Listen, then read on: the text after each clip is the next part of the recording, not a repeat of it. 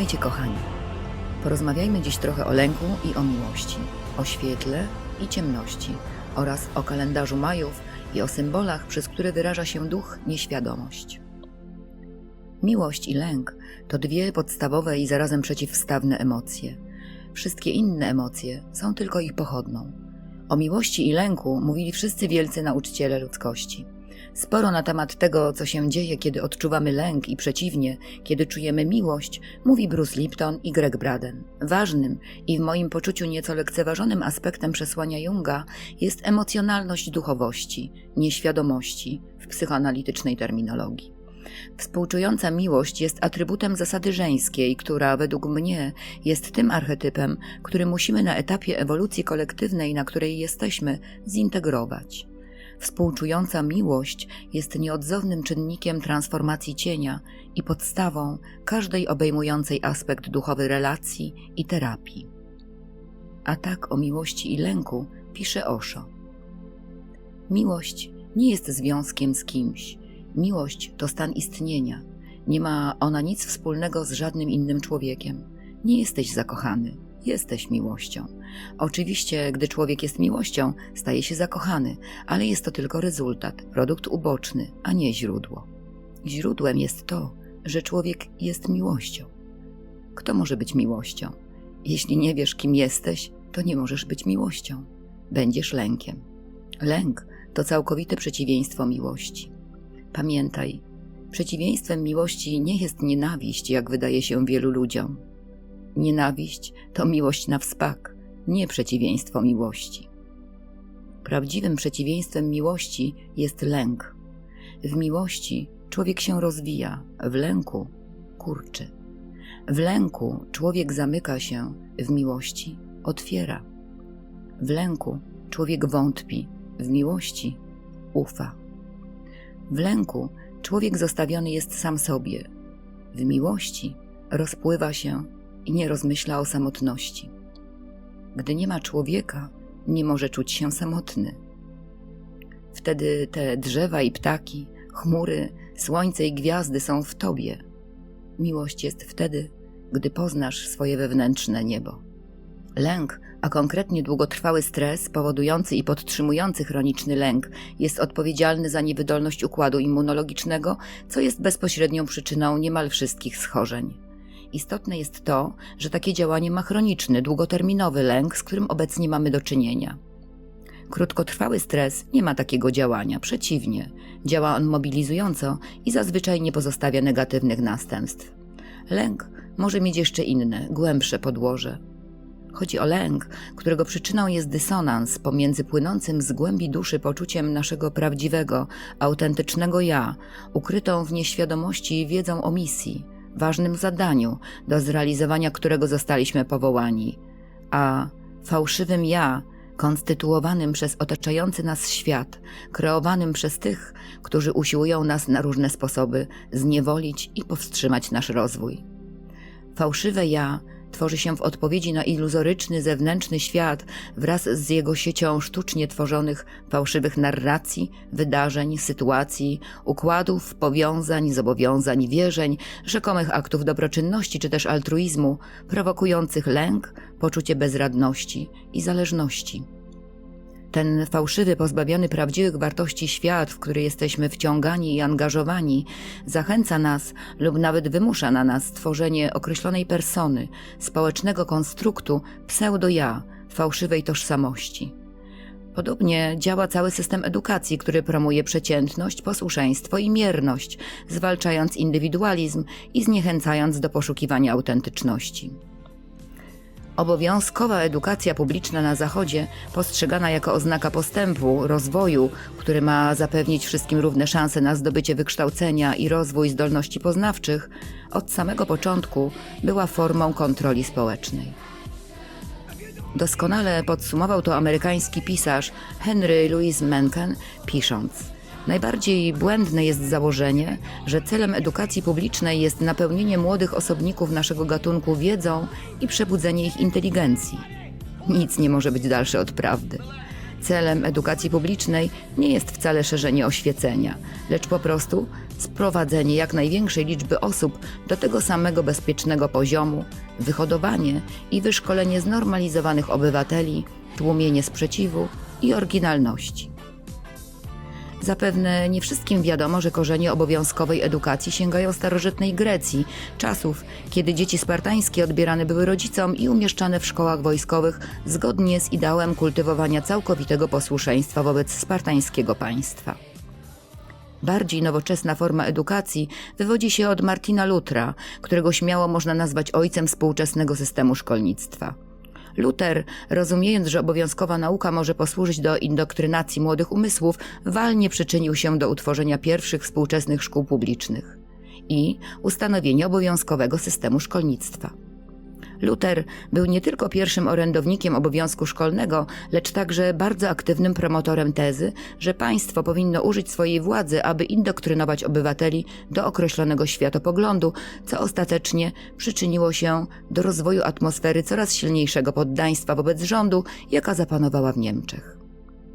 Kolejnym ważnym krokiem dla rozwoju współczesnego szkolnictwa publicznego było ustanowienie przez króla Prusów Fryderyka Wilhelma I w 1717 roku narodowego systemu obowiązkowego szkolnictwa, który był pierwszym tego rodzaju systemem w Europie i miał wielkie znaczenie dla utrzymania potężnej pruskiej armii. Późniejsze reformy szkolnictwa, które nastąpiły na przestrzeni XVIII wieku, utorowały drogę dla rozwoju tzw. fabrycznego modelu szkolnictwa, w którym nauczanie w betonowych klasach ułożonych jak seria pudełek jest linearne i transmisyjne, to jest polegające na transmitowaniu wiedzy uczniom przez nauczyciela. William Torrey Harris, komisarz do spraw edukacji Stanów Zjednoczonych, który wyrażał niezłomną wiarę, że dziecko stanowi absolutną własność rządu, pod koniec XIX wieku w The Philosophy of Education napisał: 99 uczniów na 100 to automaty, uważnie chodzące wyznaczonymi ścieżkami, uważnie przestrzegające narzuconych zasad. Nie dzieje się to przypadkiem. To skutek pokaźnej ilości edukacji, która w naukowej definicji jest subsumpcją jednostki. Subsumpcja oznacza podporządkowanie stanu faktycznego pod ogólną normę. Fabryczny model szkolnictwa kładzie nacisk na standaryzację nauczania, testów oraz tempa nauki, przedkłada poszanowanie autorytetu ponad badanie prawdy, a jednolitość i ortodoksję ponad innowacje i rozwój. Taki opracowany przez Prusaków model szkolnictwa okazał się niezwykle skuteczny we wpajaniu obywatelom światopoglądu, który przynosił zyski pruskiemu rządowi. Dlatego też sponsorowany przez państwo system obowiązkowej edukacji, który wyparł wcześniej dominujący system już istniejących szkół prywatnych i filantropijnych, stosunkowo szybko wdrożono w XIX wieku w Stanach Zjednoczonych, a następnie w Europie i Kanadzie. Celem najbardziej wpływowych reformatorów edukacji było zamknięcie uczniów w wąskich horyzontach, czy też wykorzystanie obowiązkowego szkolnictwa dla, cytuję, wyhodowania i wyszkolenia znormalizowanych obywateli. Aby zrozumieć, jak skutecznie ten fabryczny model szkolnictwa działał i działa dla osiągnięcia owego celu na masową skalę, zwróćmy się do interesującego eseju autorstwa znanego filozofa Charlesa Sandersa Peirsa, zatytułowanego The Fixation of Belief, w którym tłumaczy on, że możliwe jest osadzenie każdego przekonania nie w jednostce, lecz w społeczności, za pomocą tego, co Peirce nazwał metodą autorytetu. W swoim eseju Peirce napisał: niech zatem działa wola państwa zamiast woli jednostki. Niech powstanie instytucja, której celem winno być utrzymanie w uwadze ludności właściwych doktryn, powtarzanie ich nieustannie i wpajanie ich dzieciom. Równocześnie instytucja ta posiadałaby władzę, by powstrzymywać nauczanie, argumentację czy głoszenie sprzecznych doktryn. Niech wszystkie możliwe przyczyny odmiennego zdania zostaną usunięte z ludzkiego rozumienia. Niech ludzie będą utrzymywani w ignorancji. Inaczej mogą nauczyć się czegoś, co skłoni ich do myślenia inaczej. Niech ich pasje zostaną przyjęte na służbę, aby podchodzili do wszystkich prywatnych lub nietypowych opinii z nienawiścią i przerażeniem. Wart przytoczenia jest też cytat Fredericka Taylorsa Gatesa, doradcy biznesowego Johna Rockefellera, który w 1903 roku założył General Education Board, instytucję zapewniającą pokaźne fundusze dla szkół. Ten wielki zwolennik kontrolowanego przez rząd obowiązku szkolnego w The Country School of Tomorrow z 1913 roku napisał: w naszym marzeniu ludzie poddają się z doskonałą uległością naszej kształtującej dłoni. Nie będziemy próbować kształtować tych ludzi, ani żadnego z ich dzieci na filozofów lub ludzi nauki. Nie jesteśmy po to, by wyławiać spośród nich autorów, mówców, poetów czy pisarzy. Nie będziemy szukać też zarodków wielkich artystów, malarzy, muzyków. Nie będziemy cenić nawet niewielkich ambicji, aby promować prawników, lekarzy, mężów stanu, polityków, księży, których mamy wystarczająco dużo. Zadanie, które sobie postawiliśmy, jest równie proste, jak i piękne. Trenować tych ludzi tak, by prowadzili idylliczne życie pod tym samym niebem i w ujęciu tych samych horyzontów, niezależnie od tego, jak są one wąskie, w jakich po raz pierwszy otworzyli oczy. Trudno byłoby wymyślić lepszy system zaszczepiania przekonań dla hodowania i trenowania znormalizowanych obywateli niż współczesny system szkolnictwa oparty na modelu fabrycznym istniejący na Zachodzie od końca XIX wieku. Złowrogie motywy leżące u podłoża rozwoju fabrycznego modelu szkolnictwa na Zachodzie wyrażają się w powstrzymywaniu czy wręcz całkowitym tępieniu naturalnej ciekawości, jaką przejawiają wszystkie dzieci. Uczniowie nie są zachęcani do eksploracji, tworzenia i budowania niezależności, lecz do siedzenia nieruchomo, słuchania i bezkrytycznego akceptowania wszystkiego, czego się ich uczy. Einstein uważał szkolnictwo za wymagające, jak to określił, posłuszeństwa trupa. Nikogo też nie powinny zaskoczyć wyniki badań 400 wybitnych mężczyzn i kobiet XX wieku, szczegółowo opisanych w książce Cradles of Eminence, które wykazały, że 3 na 5 z nich miało poważne problemy szkolne. Te osoby, które pragną przekraczać granice, badać oraz tworzyć idee, wymyślać i wprowadzać innowacje, nie dostosują się łatwo do systemu, który próbuje tłumić sprzeciw i oryginalność. By wnieść trochę światła w ciemną stronę systemu edukacji, przytoczmy słowa Johna Taylora Gatto, laureata tytułu Nauczyciela Roku Miasta oraz Stanu Nowy Jork, który zrezygnował z nauczania z powodu frustracji wywołanej ułomnościami zakorzenionymi w samym sercu współczesnej oświaty. W książce pod tytułem Dumbling Us Down – The Hidden Curriculum of Compulsory Schooling, co można przetłumaczyć jako zidiocenie ukryty program nauczania obowiązkowego, Gatto napisał: czymkolwiek jest edukacja, powinna uczynić z ciebie osobę wyjątkową, a nie konformistę. Powinna dać ci oryginalnego ducha, z którym będziesz umiał sprostać wielkim wyzwaniom. Powinna pozwolić ci odnaleźć wartości, które będą twoją mapą drogi życiowej. Powinna uczynić cię bogatym duchowo, uczynić cię osobą, która kocha wszystko, co robi. Powinna nauczyć cię tego, co ważne, jak żyć i jak umierać. Potężna machina propagandy i manipulacji nieustannie pracuje nad uzależnieniem nas od zewnętrznego fałszywego świata, oddzieleniem od źródła wiedzy i kreatywności ukrytego wewnątrz każdego z nas. Według Immanuela Kanta rodzimy się z pewnego rodzaju wewnętrzną architekturą, która jest wrodzona, nie pojawia się wraz z doświadczeniem. Noam Chomsky udowodnił, że mamy wrodzoną matrycę umiejętności językowych. Dlatego dzieci tak szybko i z taką łatwością uczą się języka na bardzo wczesnym etapie rozwoju. Nawet poprawiają dorosłych. Analiza języka małych dzieci pokazuje, że jest on bardziej poprawny pod względem logicznym niż niektóre nabyte później struktury. Odkrycie archetypów, wrodzonych struktur psyche, którego dokonał Jung, jest kolejnym dowodem na to, że nie przychodzimy na ten świat jako tabula rasa. Przeciwnie, wchodzimy w życie wyposażeni w swego rodzaju kody, które nazwałam kodami nieświadomości, a których identyfikacja jest kluczowym, fundamentalnym i zarazem nieodzownym dla naszej ewolucji zadaniem. Innymi słowy, naszym życiowym celem jest odkrycie kodów umożliwiających realizację pełni naszego potencjału. Tym, którzy przychodzą do mnie z powodu pojawiającego się u nich lęku, mówię, że mam dla nich dobrą wiadomość. Wiadomość jest taka, że lęk, który przeżywają, ujawnia potencjał, który domaga się realizacji.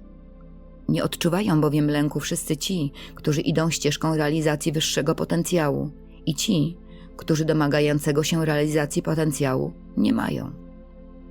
Takie jest podłoże wszystkich tzw. nerwic, których osiowym objawem jest lęk. Pojawienie się lęku jest wskazówką, impulsem do poszukiwania prawdziwej tożsamości, wezwaniem do rozpoczęcia fascynującej przygody, jaką jest odkrywanie życiowej misji, zadania, dla realizacji którego pojawiliśmy się na tym świecie.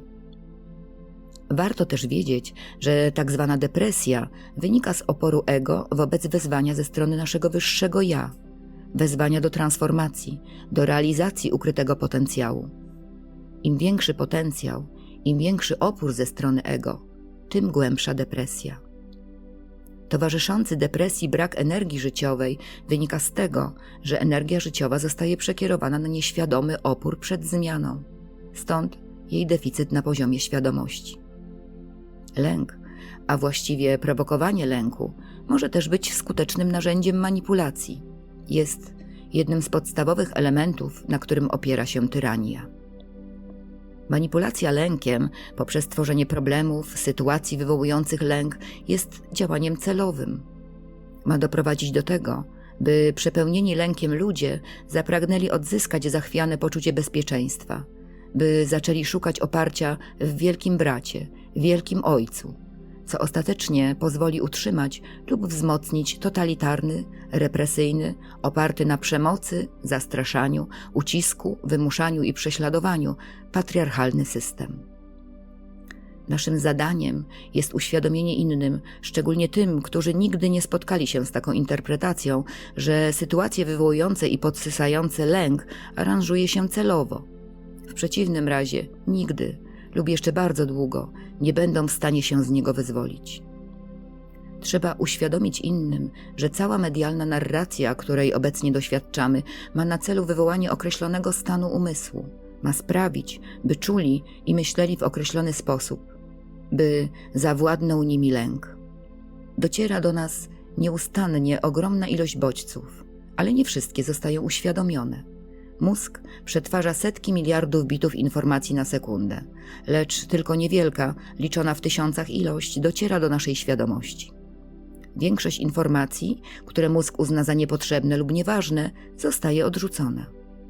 To, co widzimy, zostaje dopasowane do istniejącego w mózgowej reprezentacji wzorca. Jesteśmy w stanie zobaczyć jedynie to, o czym myślimy, że jest możliwe. Zapewne nie wszyscy wiedzą o tym, że amerykańscy Indianie nie byli w stanie zobaczyć zbliżających się statków Kolumba, ponieważ to, co było widoczne na horyzoncie, nie było podobne do niczego, co do tej pory widzieli. Statków nie widział też początkowo tubylczy szaman. Dostrzegał jednak, co dzieje się z falami wokół niewidocznych dla niego statków i był ciekaw, co powoduje taki efekt. Przyglądał się więc uważnie i wnikliwie zjawisku, które obserwował, i czynił to długo i wytrwale, do momentu, w którym był w stanie zobaczyć statki, o których następnie opowiedział innym. Jego opowieść i zaufanie, którym darzyli go członkowie społeczności, sprawiła, że wkrótce i oni byli w stanie zobaczyć statki. Przy okazji tej, moim zdaniem, niezwykle pouczającej opowieści warto przypomnieć, że chociaż historia wypraw i odkryć Kolumba przedstawiana jest w wielu filmach i książkach jako wielka, bohaterska przygoda dzielnych żeglarzy, prawda o tych wydarzeniach jest znacznie bardziej mroczna. Gdy 12 października 1492 roku Kolumb dopłynął do brzegów Nowego Świata, doszło do nagłego zderzenia dwóch całkowicie odmiennych kultur i cywilizacji. Spotkanie amerykańskich Indian z Hiszpanami stało się początkiem nie tylko dominacji białego człowieka w Nowym Świecie, ale i wstępem do zagłady rdzennych mieszkańców nowo odkrytego lądu. Przodkowie rdzennych mieszkańców, Tainów, zamieszkujących w tym czasie Wielkie Antyle, to znaczy Kubę, Jamajkę, Haiti i Portoryko oraz właśnie Bahamy, do których dotarł Kolumb, przybyli z delty Orinoco około 250 lat przed naszą erą, po drodze zasiedlając też wyspy Małych Antyli. Tainowie prowadzili osiadły tryb życia i tworzyli złożone, choć mniej zaawansowane niż cywilizacje Mezoameryki, imperia Azteków i Inków, społeczności. Żyli w wiejskich wspólnotach, w osadach liczących tysiące domów i tysiące mieszkańców. Część ich pożywienia stanowiły ryby, owady i dzikie zwierzęta, jednak trudnili się głównie rolnictwem, uprawiając kukurydzę, bataty, paprykę, orzeszki ziemne, fasole, papaje i maniok, z którego mąki wypiekali chleb. Potrafili także prząść i tkać. Nie znali i nie posiadali koni ani innych zwierząt roboczych, nie znali żelaza ani broni, a wszystkie prace wykonywali własnymi rękoma. Rządy sprawowali wodzowie cieszący się wielkim szacunkiem i autorytetem, a szeroki zakres władzy był prawdopodobnie dziedziczony w linii żeńskiej. Dzięki umiejętności konstruowania łodzi mieszczących nawet 150 pasażerów i doskonałej znajomości nawigacji pomiędzy wyspami i stałym lądem kwitł wzajemny handel. Tainowie wierzyli w życie po śmierci, znaczącą rolę odgrywał u nich kult przodków, a ich duchowy świat tworzyły bóstwa zwane zemis, reprezentujące siły natury, z którymi kontaktowali się szamani. Kolumb ujawnił swoje prawdziwe oblicze człowieka pozbawionego moralności i jakichkolwiek skrupułów już w momencie dopłynięcia do Nowego Lądu. Marynarzowi, który jako pierwszy zobaczył ziemię, przysługiwała roczna pensja w wysokości 10 000 hiszpańskich monet. Rodrigo de Triana nie otrzymał jednak należnej nagrody, bowiem Kolumb po powrocie do Hiszpanii przywłaszczył sobie wspomnianą zapłatę, twierdząc, że to on sam dostrzegł ląd podczas nocy poprzedzającej ujrzenie go przez de Tiranę. Chociaż wcześniej w swoim dzienniku opisał Rodrigo jako pierwszego obserwatora. Gdy Hiszpanie zeszli na ląd, zostali przywitani żywnością i podarunkami przez spokojny, pokojowo nastawiony do przybyszów lud zamieszkujący tamte tereny. Żądni złota Hiszpanie nie byli jednak zainteresowani drobnymi prezentami. Ich uwagę od razu przykuło coś innego – złoto, z którego były wykonane ozdoby noszone przez tubylców. Przed Kolumbem pojawiła się wizja spełnienia jego marzeń. Wizja nieograniczonego bogactwa i sławy. Cechy rdzennych mieszkańców ziem, do których dotarł Kolumb – gościnność, ufność, inteligencja, łagodność, szczerość, bezinteresowność i hojność – uznał on za doskonałą okoliczność sprzyjającą łatwemu pozyskaniu darmowych niewolników. Wiedzę o tym, co nastąpiło później, posiadamy głównie z wielotomowego dzieła Historia de las Indias autorstwa Bartolomé de las Casas, urodzonego w 1484 roku w Sewilli, katolickiego duchownego, prawnika i kronikarza. Bartolomé u boku Kolumba uczestniczył w podboju Kuby i był właścicielem jednej z plantacji, na której pracowali indyjscy niewolnicy, lecz ostatecznie zrezygnował ze swojego ziemskiego majątku i stał się jednym z najżarliwszych obrońców Indian i jednym z największych krytyków barbarzyńskiego podboju i bestialstwa Hiszpanów.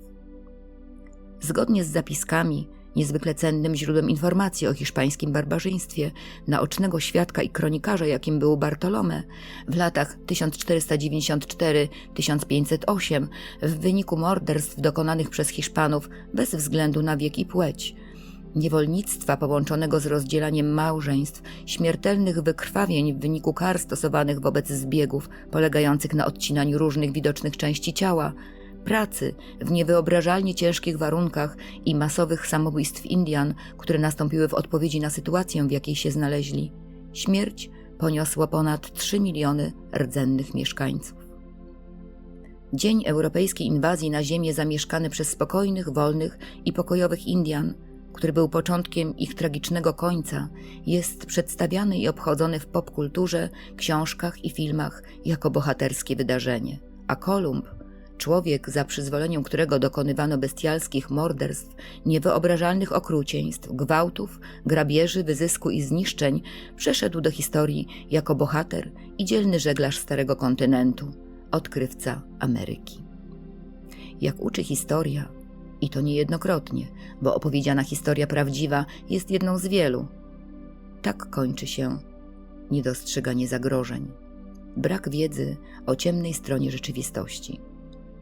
Dlatego trzeba mówić o istnieniu makiawelicznego planu dobrym ludziom, którym nawet do głowy nie przyjdzie, że może istnieć ktoś, kto mógłby takowy plan wymyślić. nie są w stanie tego dostrzec, tak jak niegdyś Indianie nie byli w stanie zobaczyć statków Kolumba. Nie widzą, ponieważ nie doświadczyli spotkania z osobowością makiaweliczną i nie mają w sobie takiej reprezentacji, neurologicznej struktury, która pozwalałaby im taki plan, motywację czy też działanie rozpoznać. Nie znaczy to, że my, bardziej świadomi tego, co wokół nas się wydarza, jesteśmy źli. Nic bardziej mylnego. Widzimy więcej, bo albo doświadczyliśmy spotkania z osobowością makiaweliczną i przetrwaliśmy, albo jesteśmy kimś w rodzaju współczesnego szamana, którego poszerzona świadomość pozwala mu dostrzec to, czego nie widzą inni. Naszym zadaniem jest pokazanie innym widocznych na horyzoncie statków.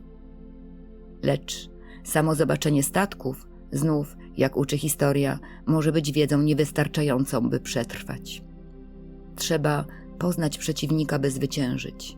Należy rozpoznać, przewidzieć jego plany, by je udaremnić. I nie chodzi tu o to, by walczyć stosując siłę, agresję czy przemoc. Znamy różne sztuki walki, na przykład takie jak Aikido, którego twórca Yoshimitsu Minamoto czerpał ze starodawnego, sekretnego i na wpół mitycznego nurtu Aikijutsu, który można przetłumaczyć jako zharmonizowanie, zjednoczenie wyrażone przez AI, przy wykorzystaniu siły ducha i energii Ki i posługiwaniu się własną techniką, sztuką, umiejętnością Jutsu, gdzie Ju oznacza miękkość, łagodność. Aiki jest zasadą lub taktyką walki, w której broniący się wykorzystuje siłę, atak napastnika, aby zdominować go jego własną dynamiką, energią Ki. Łączenie się z ruchami napastnika pozwala broniącemu się kontrolować działania atakującego przy minimalnym wysiłku. Miękkość pokonuje twardość. Możemy więc siłę, której celem jest destrukcja, alchemicznie przekształcić w siłę twórczą. W procesie indywiduacji, indywidualnej ewolucji, najważniejszym etapem jest konfrontacja z cieniem, który należy sobie uświadomić, poznać, a następnie zintegrować i transformować. Jak już wiemy, podobne reguły obowiązują w skali makro, a więc na poziomie ewolucji kolektywnej.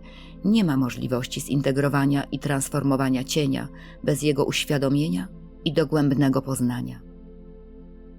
Odróżnienie tego, co jest manifestacją makiawelicznego planu, od tego, co należy do autentycznej duchowości, jest ważne. To dwa równoprawne elementy tego samego duchowego procesu. To dwa fundamentalne czynniki poszerzania świadomości.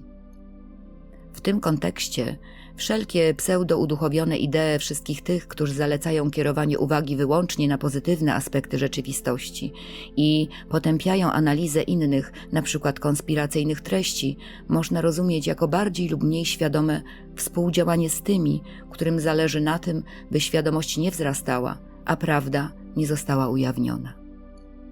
Jeśli cień nie zostanie rozpoznany, pozostaje w nieświadomości, jego integracja oraz transformacja staje się niemożliwa, podobnie jak pozytywna twórcza ewolucja.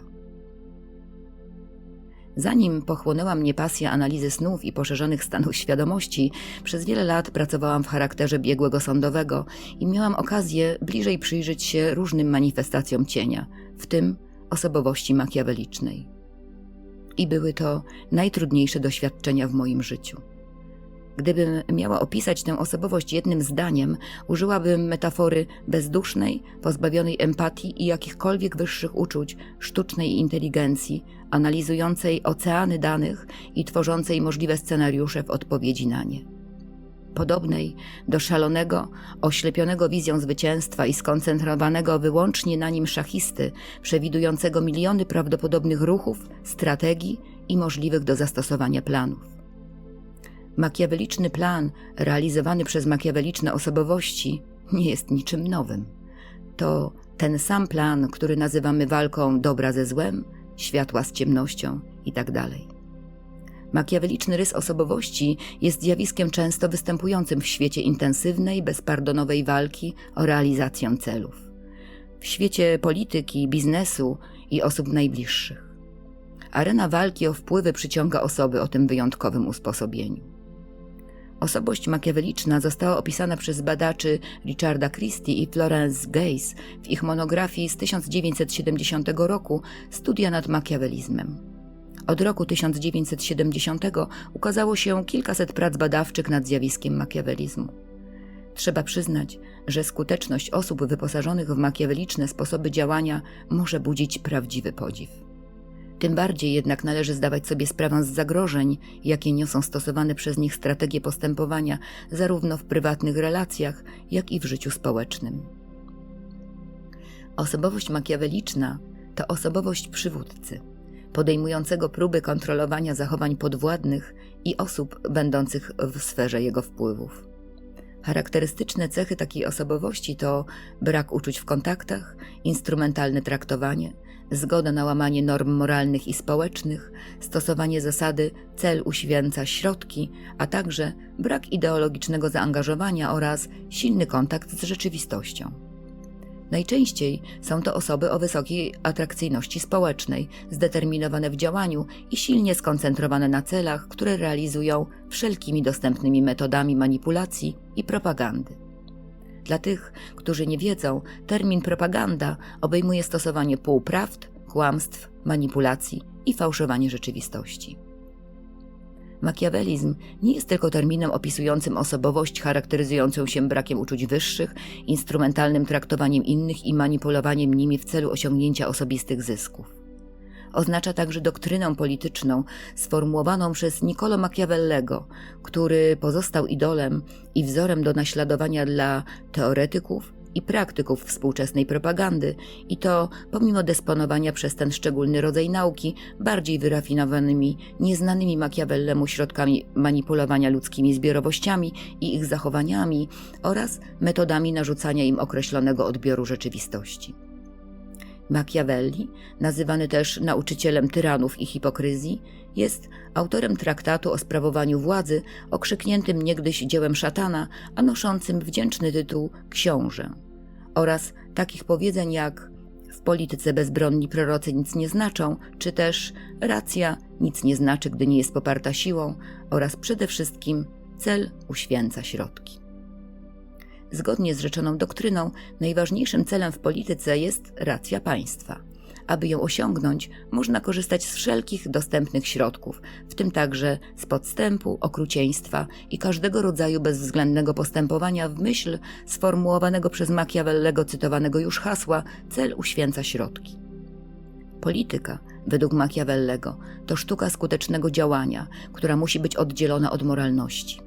Mąż stanu, aby prowadzić skuteczną politykę, musi także sięgać po środki i metody sprzeczne z zasadami moralnymi. W polityce bowiem, w myśl tej doktryny, chodzi o skuteczność, a nie o czynienie dobra. Rządzenie powinno polegać na wytwarzaniu przeświadczenia, że działania rządzącego są w istocie dobre. Rządzący powinien zachowywać pozory łaskawości, prawości i człowieczeństwa, a siłę i terror powinien łączyć z podstępem i zdradą. Pożądane jest, by poddani szanowali i kochali swego władcę, a przynajmniej by wywoływał on lęk. Machiavelli zdawał sobie sprawę, że zjednoczona populacja jest zawsze silniejsza od tych, którzy nią rządzą. Podstawową taktyką utrzymania kontroli, jaką sformułował i opisał, była więc zasada dziel i zwyciężaj, divide and conquer. Korzystający z wiedzy Machiavellego władcy tego świata od dawien dawna starają się dzielić lud, aby osłabiać ich siłę. W myśl zasad opracowanych przez Machiavellego, aby utrzymać kontrolę, należy wykorzystywać wszystkie metody, które promują podziały, według takich linii jak rasa, religia, płeć czy preferencje polityczne, czyli należy dzielić na grupy, które z reguły są skłonne do podziału, a pomiędzy którymi porozumienie jest mało prawdopodobne. Innymi słowy, najlepsze rezultaty można uzyskać, tworząc konflikty pomiędzy grupami, które mają własne, ostateczne i niepodważalne standardy i charakteryzują się tendencją do odrzucania wszelkich sprzecznych lub otwartych standardów oraz tendencją do stosowania destrukcyjnych zachowań w celu obrony ich własnych przekonań lub w celu nakłonienia innych do ich przyjęcia. Ostatecznym celem takich działań jest nie tylko osłabienie całej populacji, lecz także odwrócenie uwagi od zakulisowych działań rządzących. Najważniejszą metodą propagandową, o której warto wspomnieć w ramach poznawania przeciwnika, jest technika stworzenia zewnętrznego wroga i skierowania w jego stronę uwagi niezadowolonych obywateli. Inne metody, z których korzystali i korzystają dziś wielcy manipulatorzy ludzkości, to m.in. zgniły śledź. Najpierw formułuje się fałszywe oskarżenie przeciwko konkretnej osobie. Ważne jest, aby było możliwie jak najbardziej skandaliczne. Najlepsze efekty przynosi narracja o kradzieżach, molestowaniu dzieci lub morderstwach wynikających ze zwykłej chciwości. Ludzka psychika jest tak skonstruowana, że gdy tylko wydarzenie staje się przedmiotem publicznej dyskusji, natychmiast pojawiają się zwolennicy, przeciwnicy, eksperci i obrońcy oskarżonego. Celem zgniłego śledzia nie jest udowodnienie oskarżenia, lecz doprowadzenie do szerokiej dyskusji i popularyzacji tematu w taki sposób, aby oskarżona osoba była kojarzona tylko i wyłącznie z negatywnym wydarzeniem. Metoda 60/40 została wymyślona przez ministra do spraw propagandy Josepha Goebbelsa. Polega ona na stworzeniu medium, które w 60% podaje fakty i informacje, które są prawdziwe, w miarę obiektywne i rzetelne. Natomiast pozostałe 40% służy dezinformacji i propagandzie, która będzie niezwykle efektywna ze względu na uzyskane dzięki 60% prawdy zaufanie.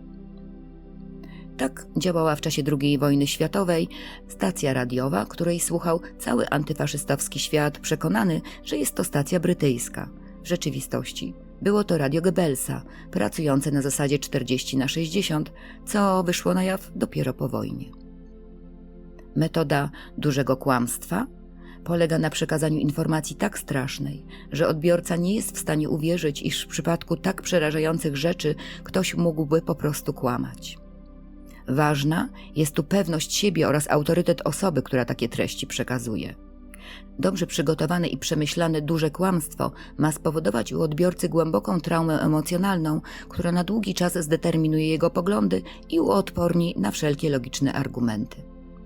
Szczególnie skuteczne są kłamstwa dotyczące okrutnych tortur dokonywanych na dzieciach czy kobietach, czego przykładem był w swoim czasie pseudoreportaż rosyjskich dziennikarzy o ukrzyżowaniu dziecka przez ukraińskich żołnierzy po zajęciu przez nich kolejnych terytoriów w Donbasie. Absolutna oczywistość to z kolei technika, w której niczego nie trzeba udowadniać.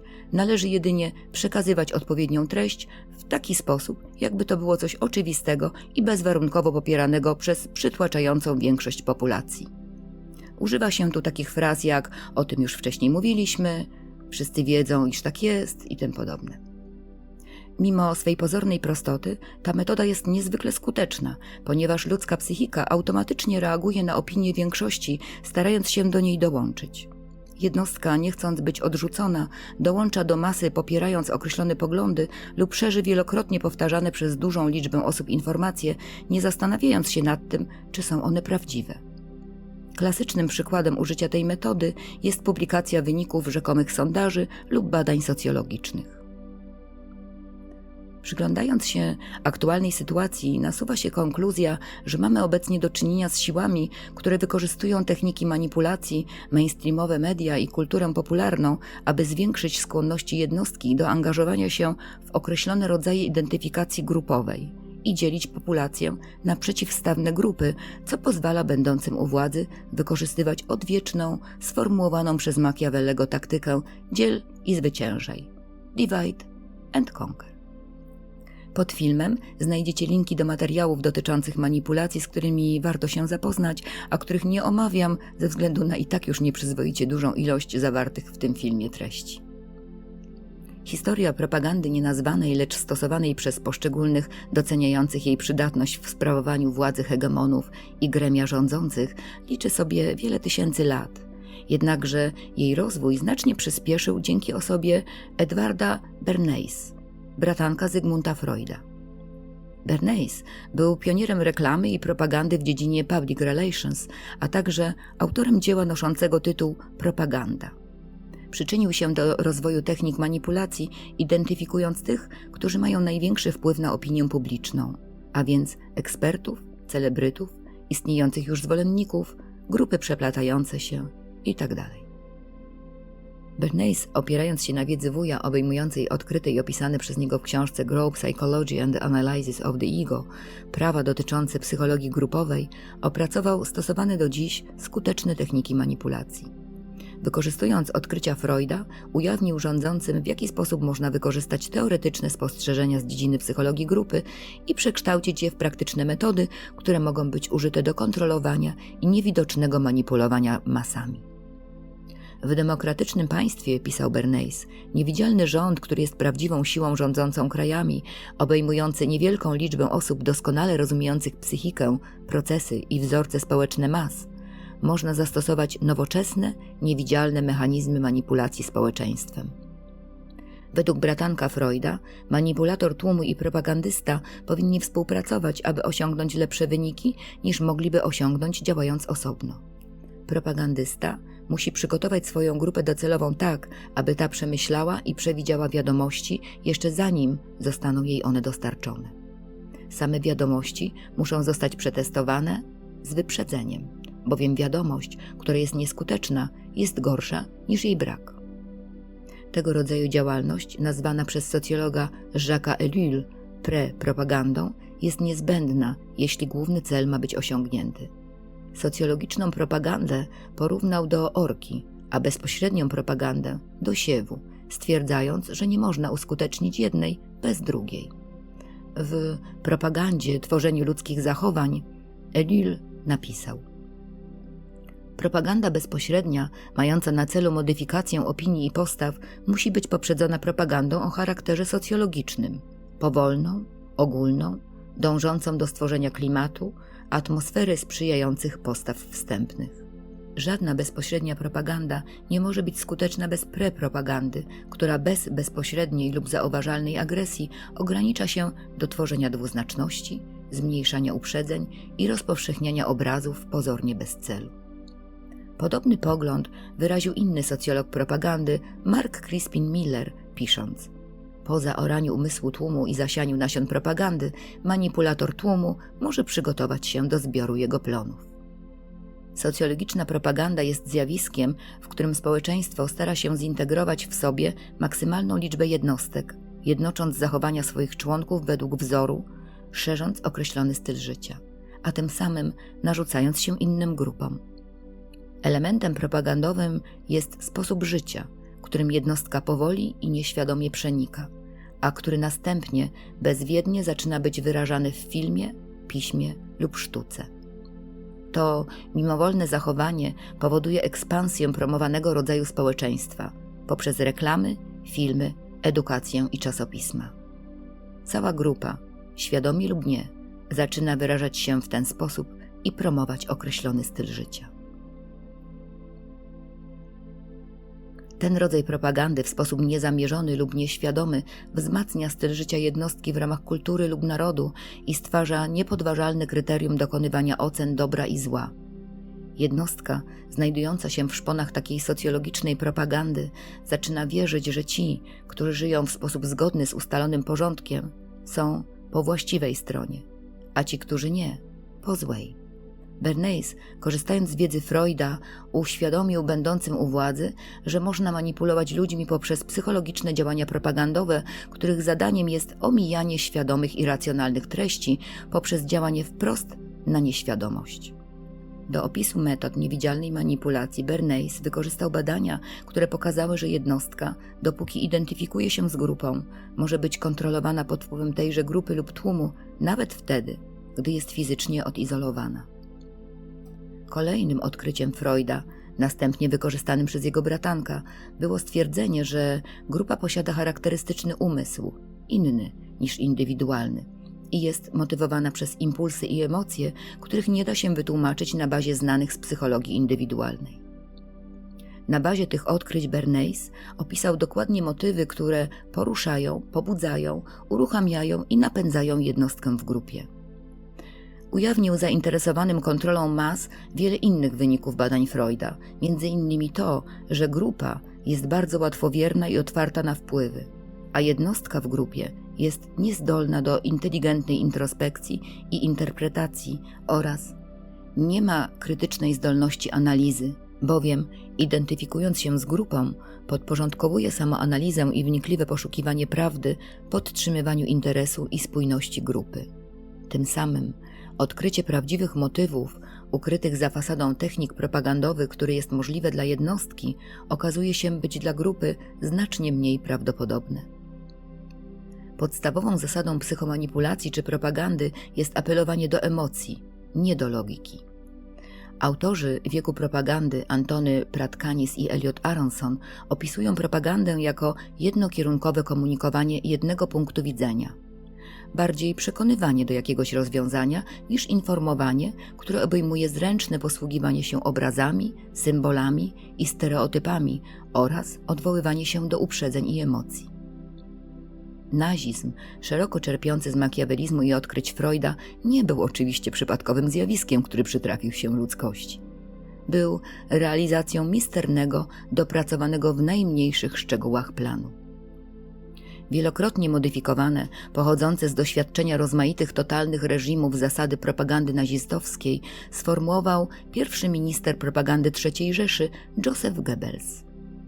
Trzecia Rzesza była tak naprawdę dziełem jednego człowieka, geniusza propagandy, jakim niewątpliwie był Goebbels. Uwielbiał porównywać się do Machiavellego, tego diabolicznego, wykorzystującego wszelkie dostępne środki dla osiągnięcia celu. W propagandzie przeznaczonej dla niemieckich nadludzi upowszechniał świadomość istnienia zła we wszystkich naznaczonych ofiarach niemieckiego faszyzmu.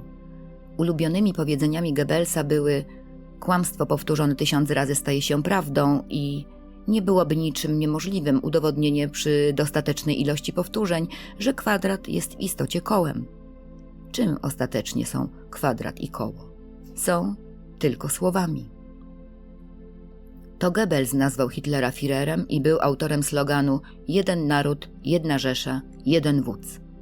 Hitler, który rozumiał rolę propagandy i przykładał do niej dużą wagę, szeroko korzystał z wiedzy i rad Goebbelsa. Pierwszym propagandowym krokiem było wydanie książki Mein Kampf, potem własnych gazet, broszur i plakatów. Następnie wdrożono emisję radia odbierającego tylko jedną częstotliwość, co oczywiście nie było wiedzą powszechną. Hitler, poinformowany, że odpowiednia oprawa i styl przemówień są kluczem do osiągnięcia sukcesu politycznego, starannie planował wszystkie wystąpienia publiczne, stosując metody inżynierii społecznej. Propaganda, której częścią było zaaranżowanie histerycznej kampanii antyżydowskiej, w której używano porównań do bakterii i nawoływano do przywrócenia sterylnego porządku, była skierowana do obywateli lepiej wykształconych, a jej celem było zjednoczenie ich pod hasłem nienawiści do Żydów. Oczywiście pod jednym sztandarem, którego logo, swastyka, wyraziste, odwołujące się do świętych symboli i łatwo zapadające w pamięć, było kluczowym elementem propagandy. Taki sam efekt miały czarne mundury SS, zaprojektowane przez nie byle kogo, bo samego Hugo Bossa. Odpowiednią atmosferę tworzyły praktycznie wszystkie gałęzie sztuki. Muzyka Wagnera, ulubionego kompozytora Hitlera, architektura, rzeźby nawiązujące do twórczości Michała Anioła, przedstawiające Aryjczyków jako atletycznych młodzieńców. Wszystko to tworzyło odpowiedni klimat i umacniało legendę nadludzi. Największą rolę odegrało jednak kino, nowe opium dla ludu. Także i w tej dziedzinie Goebbels nie zaniedbał niczego. Postarał się o to, by odpowiednia wytwórnia filmowa otrzymała ogromne rządowe dotacje, przeznaczone m.in. dla takich dzieł jak słynny Triumf Woli Leni Riefenstahl, który przeszedł do historii kina jako jeden z najlepszych filmów propagandowych. Leni była pomysłodawcą filmowania Hitlera od dołu, z tzw. żabiej perspektywy, dzięki czemu postać Führera mogła wydawać się nadludzka. Na marginesie zaciekawiło mnie to, że z podobnej perspektywy pokazywany jest na kartach Illuminati, o których była mowa w poprzednich materiałach, Donald Trump, który na innej karcie uwidoczniony został z kluczykiem służącym do nakręcania zabawek. Podobną manipulacyjną sztuczką było puszczanie przed wystąpieniem Hitlera dźwięków o niskich częstotliwościach, poniżej progu słyszalności, wywołujących uczucie rozdrażnienia i niepokoju. W momencie pojawienia się Führera dźwięk wyciszano, co przynosiło znaczną ulgę kojarzącą się wprost z osobą Hitlera. Dziełem Goebbelsa jest także Codex Alimentaris, dopuszczający karcinogenne składniki do naszego pożywienia oraz zmiana stroju instrumentów muzycznych dokonana pomimo protestów muzyków z harmonicznej z naturą częstotliwości 432 Hz na 440, nieharmoniczną, powodującą nieustający stres. Goebbels nie był jedynym złym duchem działającym w znanym nam świecie. Historia pozostającego na uboczu ciemnego brata, wroga ludzkości, ciągnie się od wieków i wciąż się powtarza. Kalectwo Goebbelsa przypomina charakterystyczną ułomność demonów z wielu baśni, legend i mitów, na przykład złego boga, czarownika dymiące zwierciadło z mitu o pierzastym wężu. Mitu, który niegdyś zdecydował o losach świata i, moim zdaniem, taką samą rolę może odegrać i dziś.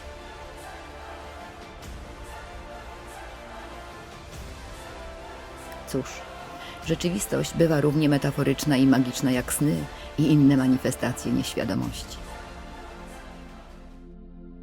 W naszej kolektywnej podróży bohaterów i bohaterek mamy wrogów i sprzymierzeńców. Po przyjrzeniu się tym pierwszym, przejdźmy do drugich. Duch, nieświadomość, nasz największy sprzymierzeniec, wysyła do nas informacje przez cały czas. Przekazuje je ustami wielkich nauczycieli ludzkości i współczesnych szamanów, czyli tych, którzy widzą i odbierają więcej.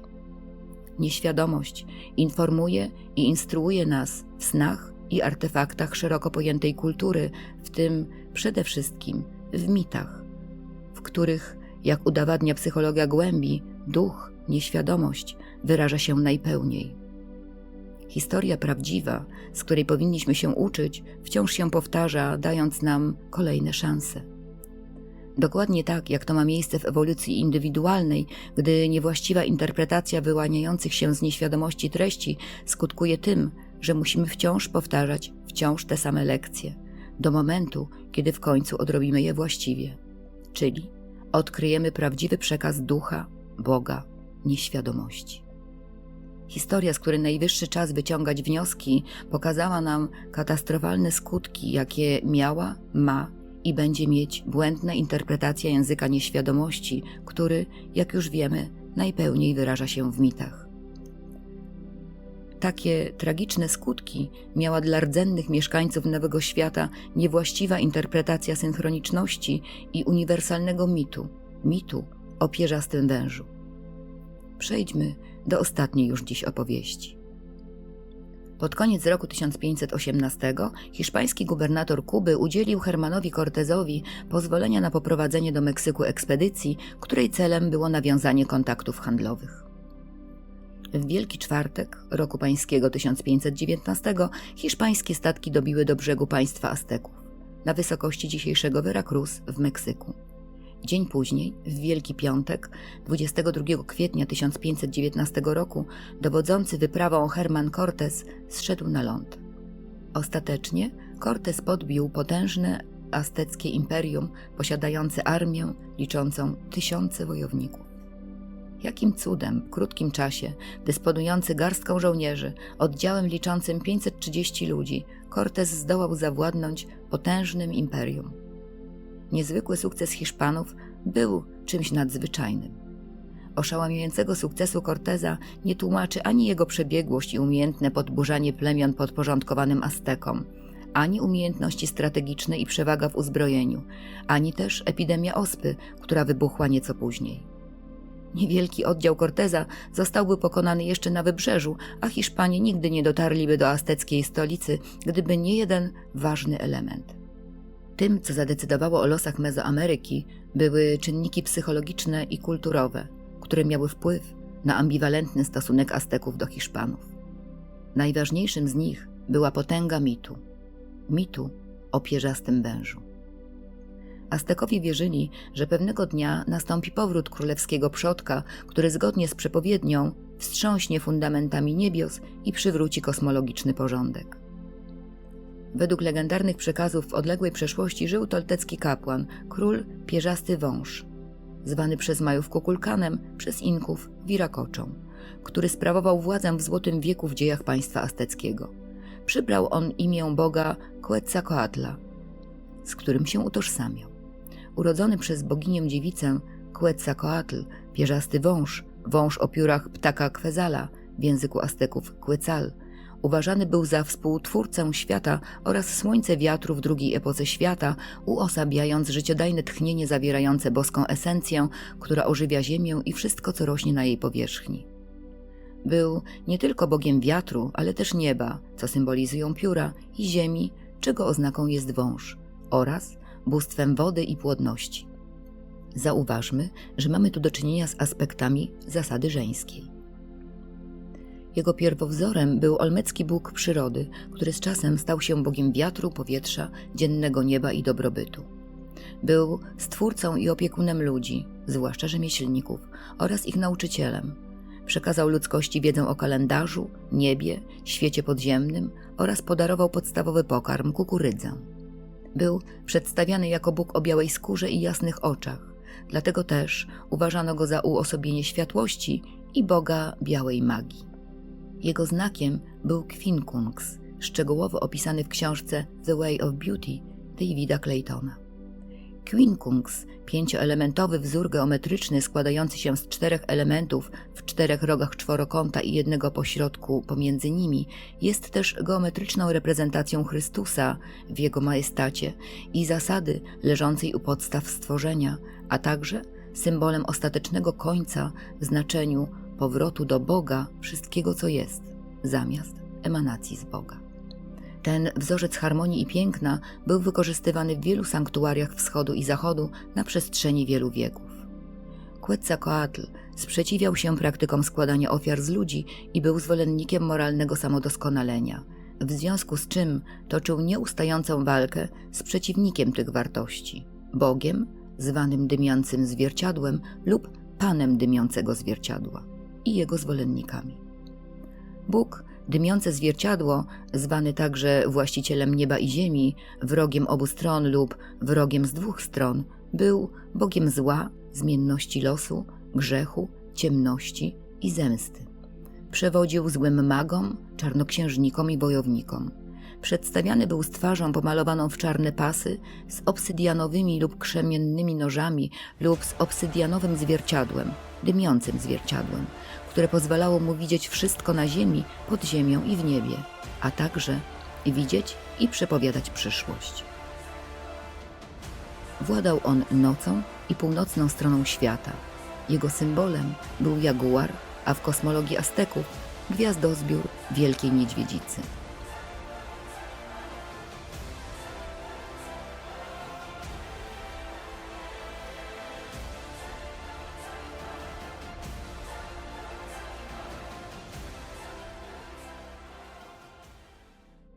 Zgodnie z przekazem, dobry król kapłan, oszukany, zwiedziony i upokorzony przez złego czarownika dymiące zwierciadło, musiał opuścić ukochane rodzinne Tolan, a władzę nad Aztekami przejął krwawy bóg, zwany Kolibrem z południa lub Kolibrem z lewej strony, który domagał się ofiar z ludzi. Zanim jednak pierzasty wąż zniknął na wschodzie, jeszcze przed tym, gdy albo dokonał samospalenia i wstąpił do nieba, by stać się gwiazdą poranną, czyli naszą Wenus, albo odpłynął na trawie zbudowanej z węży, zapowiedział powrót w roku 1/3, obalenie fałszywych królów i triumfalne przywrócenie swego panowania. Według wierzeń Azteków ułożenie ciał niebieskich w roku zapowiedzianego przez niego powrotu miało zdecydować o tym, kogo uśmierci strzałami, które przygotował przed swoim odejściem. Aztekowie w każdym cyklicznie powracającym roku 1/3 wypatrywali powrotu ukochanego króla. W 1363 roku nic wyjątkowego się nie wydarzyło. W 1467 również nie. Następny rok 1/3 przypadał na rok 1519, rok, w którym statki Corteza dobiły do brzegów Meksyku. Potęga mitu sprawiła, że Aztekowie, a zwłaszcza ich władca i najwyższy kapłan Montezuma, który otaczał się astrologami i przykładał wielką wagę do przepowiedni i wróżb, byli przekonani, że brodaci przybysze o jasnej skórze są wysłannikami samego Quetzalcoatla, najważniejszego boga w azteckim panteonie. Hiszpanie pojawili się nie tylko w miejscu, z którego niegdyś na magicznej tratwie odpłynął Bóg, i nie tylko w zapowiadanym roku 1/3, który był też dodatkowo powiązany z datą narodzin i odejścia pierzastego węża, ale i dokładnie w tym dniu, o którym mówił aztecki kalendarz. Najwyższa instancja przenikająca życie prywatne i kolektywne Indian, definiująca cały ich świat. Kalendarz określał znaczenie każdego dnia. Mówił o szansach i zagrożeniach, o tym, kiedy należy składać ofiary, a kiedy się od nich powstrzymać. Definiował przeznaczenie każdego noworodka, fatum i szczęście. Postępowanie zgodne z kalendarzem było dla Indian absolutną koniecznością. Zgodnie z przepowiednią, Bóg miał powtórnie powrócić w dniu swoich imienin, 9 dnia wiatru. Cortés zszedł na ląd dokładnie w tym dniu, w 9 dniu wiatru. Ponadto miał na głowie kapelusz z piórami przypominającymi ten, który podobno nosił Quetzalcoatl i odpowiedni na Wielki Piątek czarny strój, podobny do odzienia pierzastego węża uwidocznionego na obrazach w magicznych księgach. Tradycyjny przekaz dotyczył też niezwykłego i nietypowego na tych terenach wyglądu Quetzalcoatla. Był on przedstawiany jako brodaty wojownik o jasnej skórze. Historia odnotowała szereg innych imponujących koincydencji, na przykład ciąg 10 omenów, które zostały zaobserwowane wiele lat przed przybyciem Hiszpanów. Wiele znaków wskazywało na to, że istotnie w roku 1/3 zdarzy się coś złego. Na nocnym niebie widziano kometę, przebudziły się wulkany, wybuchł pożar w świątyni Boga Słońca, a siostra Montezumy, zanim zapadła w śpiączkę, widziała we śnie dziwne istoty niosące krajowi zagładę. Wszystkie te koincydencje, dziwne zwierzęta, bo Indianie nie znali koni, armatnie potwory buchające ogniem, wreszcie wieść o tym, że przybysze, podobnie jak sam Quetzalcoatl, nie popierają rytualnych mordów i kanibalizmu, upewniło Montezumę, że oto nadszedł właściwy czas i wypełnia się przepowiednia. Wszystko to wywołało w nim lęk, konsternację i dezorientację. Historyk religii David Carrasco w swojej książce pod tytułem Quetzalcoatl and the Irony of Empire napisał: Montezuma był przerażony i zdezorientowany. Wypełnił go przemożny, obezwładniający lęk. Jego dusza zachorowała, a serce zaczęło cierpieć.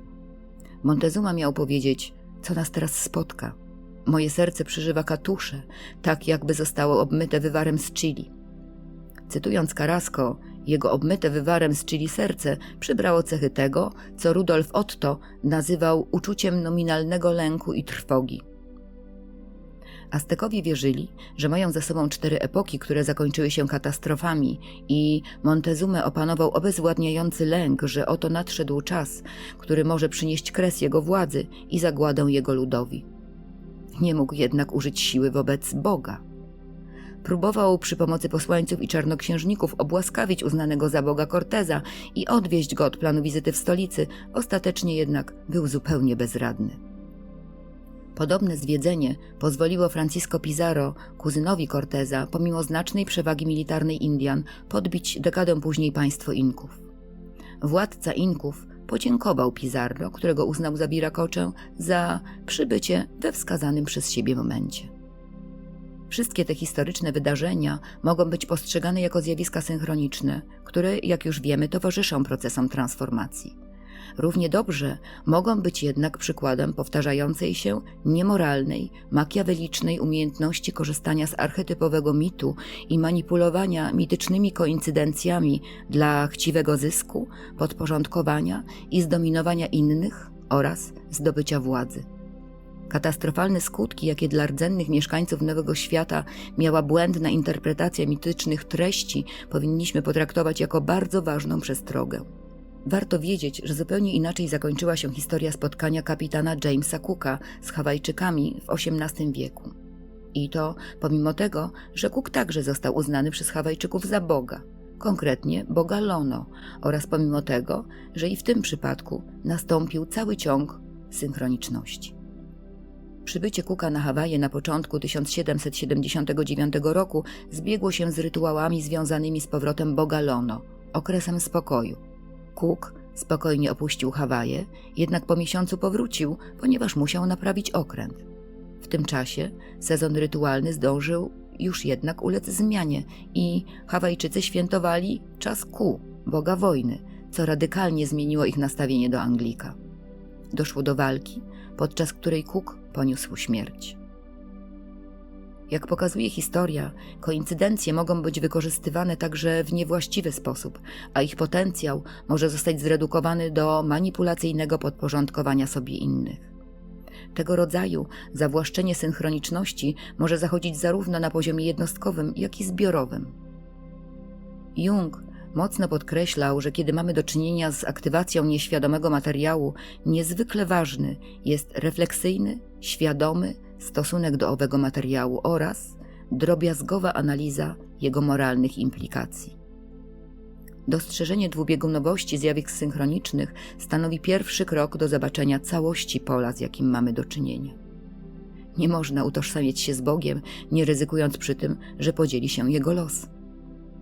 Scenariusz podzielenia losu Boga jest wysoce prawdopodobny w przypadku wszystkich niewłaściwie wykorzystanych synchroniczności, które stają się wówczas manifestacją powielenia określonego schematu.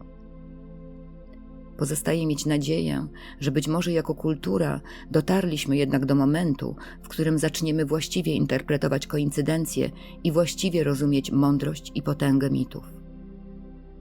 W ramach łączenia puzli i przyglądania się synchronicznością jeszcze słów kilka na temat kalendarza Majów. Kalendarz Majów nie ma nic wspólnego z czasem linearnym. To kalendarz kosmologiczny, opierający się na zależnościach duchowych. Opiera się o cykle wyznaczone przez naturę. Zakłada rozgałęzioną strukturę czasu, która implikuje pojawienie się pojęcia fraktal. Kalendarzy Majów jest kilkanaście. Według niektórych prawdziwy święty kalendarz Majów jest ukrywany przez starszyznę, a inne wersje rzekomych kalendarzy to różne interpretacje stworzone przez różnych ludzi do rozmaitych celów. Kalendarz obejmuje różne cykle kosmiczne, ale nawet wybitni znawcy tematu nie znają wzajemnych korelacji wszystkich ziemsko-księżycowo-słoneczno-galaktyczno-kosmicznych cykli. Według jednej z koncepcji święty kalendarz Majów jedynie wyznacza pewne kierunki, nie tylko w czasie i przestrzeni, lecz przede wszystkim w obszarze rozwoju duchowego, w mikro i w makroskali. Istnieją przekazy, zgodnie z którymi starszyzna Majów obecnie inaczej mierzy czas, niż podają to oficjalne wersje, a dokładnie cykle Tzolk'in mają rozpoczynać się od znaku pieczęci o energii kolibra, inaczej niż to było wcześniej. Taka zmiana naliczania cykli świętego kalendarza ma towarzyszyć zmianie świadomości. Nie wnikając w szczegóły, przyjęcie takiej wersji oznaczałoby, że obecnie żyjemy, istniejemy w 9. świecie. Jeden świat to cykl kosmiczny, okres odpowiadający mniej więcej 5 słońcom. Kolejna długa rachuba czasu 5. słońca, rozpoczęta w 9. świecie, może skończyć się w 9. albo w 5. Oznacza to, że w trakcie kolejnego cyklu długiej rachuby czasu, który trwa przez cały okres 5. słońca, znajdującego się pod panowaniem 5. żywiołu, jakim jest eter, mamy możliwość przejścia z 9. świata do 5. świata harmonii, o którym mówili m.in. Majowie. 5. świat znajduje się dokładnie pośrodku 4 innych i jest światem idealnej równowagi we wszechświecie. Przejście do 5. świata może być momentem, w którym część dusz poszerzy swoją świadomość, odkryje prawdę o pełni swojej tożsamości, a nawet będzie miała możliwość wyjścia z ziemskiego planu, z koła karmy i przejścia na świadome wcielanie się w materii lub poza nią. W 5. słońcu, którym zawiaduje 5. żywioł eter, czas ma różne linie i zbiega się w punkcie zero, w świętym centrum każdej istoty. Cóż, nie jestem znawcą kalendarza Majów. Wiem jedynie, że duch, nieświadomość wyraża się poprzez symbole, które między innymi doprowadziły mnie do graniczącego z pewnością przekonania, że dalsza droga ludzkości jest drogą bohaterki, czyli zasady żeńskiej, o której mówiłam w poprzednich filmach i do której wkrótce powrócę.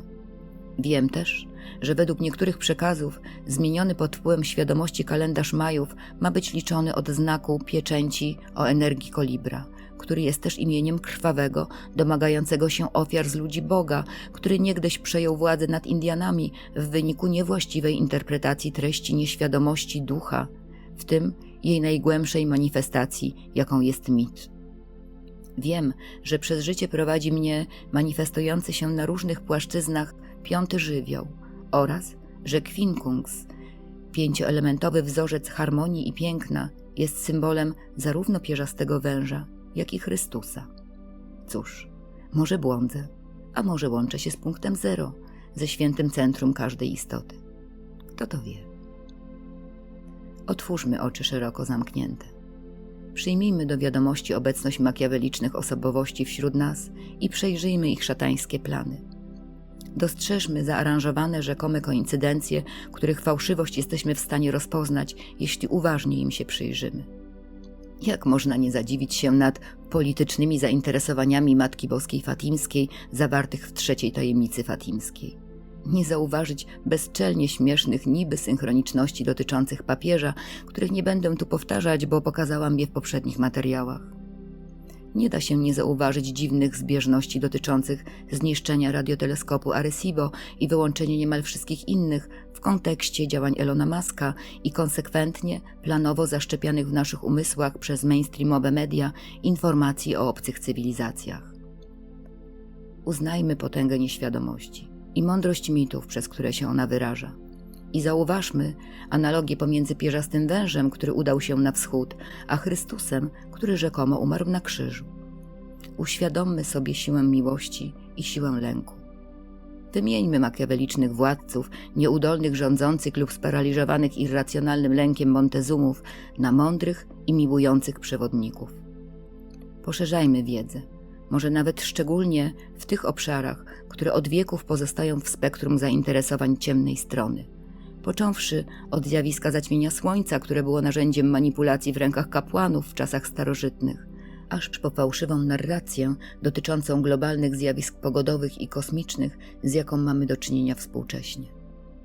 Tak, by celowe ukrywanie lub fałszowanie wiedzy o zjawiskach naturalnych nie umożliwiło nazywania następstw zjawisk zachodzących na Słońcu cyberatakiem, atakiem ze strony innych cywilizacji czy innym zagrożeniem, przed którym może nas uratować jedynie posłuszeństwo wobec wielkiego patriarchy.